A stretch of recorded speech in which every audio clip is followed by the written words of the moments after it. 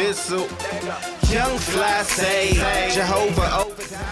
everyone, my name is Omar Simpson, and in this blog, or in this podcast, we're going to talk about, or a friend of mine, Samir Ahmed, he's going to talk about the Western Conference, who he thinks are the three top teams to be a threat to Miami. Now, first and foremost, Samir, I'm just going to ask you, who are the three teams who you're thinking of that could be a threat to Miami, without any actual ranking? Who are the three teams?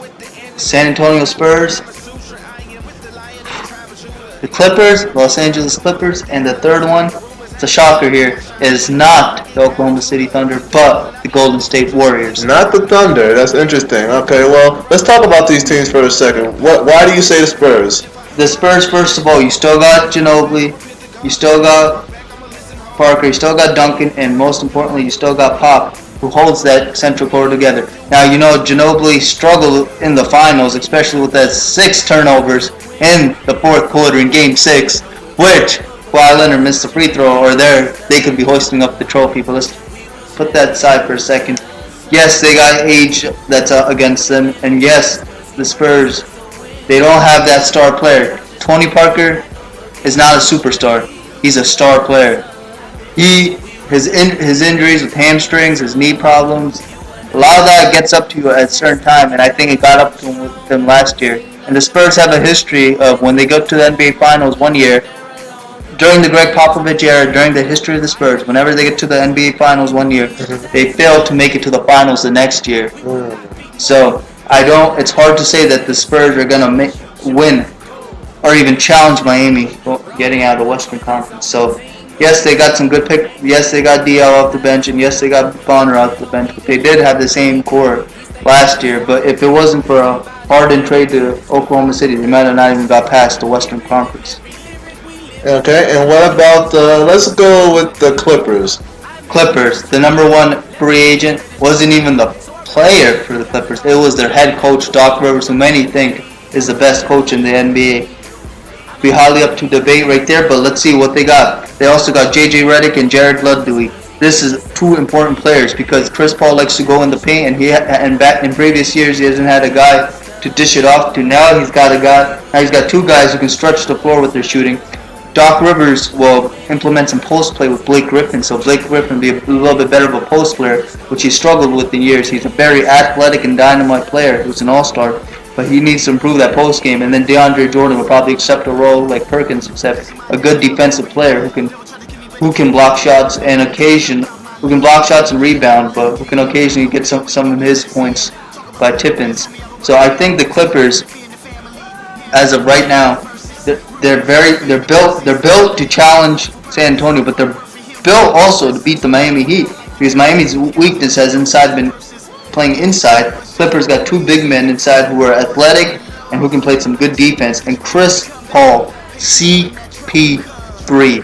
What can you say about CP3? The guy who single-handedly changed the face of that franchise. The Clippers aren't Lob City anymore. They're going to be a defensive-minded team with a defensive-minded coach. I think that can really challenge the age and attrition of the San Antonio Spurs, who are built to stop defenses that don't have a big dominant center. So now with the acquisition of Redick and Dudley, and you still got Willie Green and Matt Barnes, guys who can hit open shots, I think it will be very interesting to see how that goes. And lastly, the Golden State Warriors. Why did you mention them? Some people will probably be thinking, yes, Steph Curry, he had a good year last year, but the Thunder got Kevin Durant, so why the Warriors instead? Well, let's get to the Thunder point first before I tell you why I choose the Warriors over the Thunder. The Thunder, they lost Kevin Martin.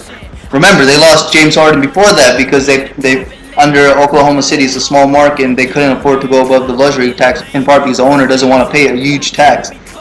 And in part because they're in a small market, so that tax must be even bigger because he doesn't have as much assets to fund that team in terms of if he goes much over the cap. Now, they're sacrificing a championship, probably, or two for Harden, but it was a risk they're willing to take to get Kevin Martin. So now the problem was Kevin Martin last year. He's an efficient scorer, but that's pretty much all he can do. Harden's role on that team was to dish the ball out, get everyone involved, occasionally play some good defense. Martin pretty much is the offensive guy, but now last year he had really an issue with scoring. He scored 16, yes, that's what he did, but He had games where he had 20, and then he had games where he was 10, and he had some injuries along the way too that kind of plagued him. And then he decided to take free agency, and now the Thunder, do they really have a sixth man on the court? Think about it, they're looking at Reggie Jackson as the guy, not the baseball player, the basketball player. They're looking at Reggie Jackson as the guy, and I don't know if Reggie Jackson could sustain the success that Harden had, so that'll be an issue.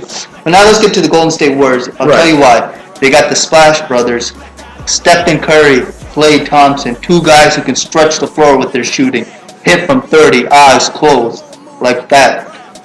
You got the acquisition of Andre Iguodala, defensive-minded guy, occasionally hit the open shot, but more focused. They wanted him for defense because Mark Jackson, who's done a brilliant, excellent job head coaching that team, wanted to implement some defense on that team. Yes, they're more of a scoring team, but he's a guy who can get some shots off for you. And then you got also Harrison Barnes, a six-man that I think that the Thunder lack.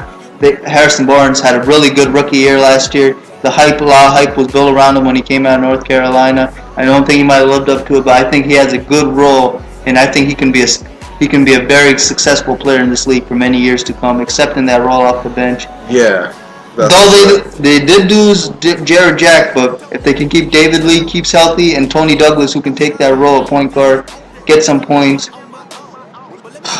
do what he needs to do in terms of spreading the floor with his passing, I think he can be a viable backup to Stephen Curry. I think this team takes another step up and become a challenge at the Western Conference. Okay, and so with that being said, rank them now, with number 1 being the biggest threat to Miami and number 3 being the least threat. I think the biggest threat is going to be the Clippers. The biggest threat to Clippers. Just because of the fact that the acquisition of Doc Rivers and the Spurs have never made it back-to-back in finals, and I don't think it will happen, especially with injuries that continue to plague Parker.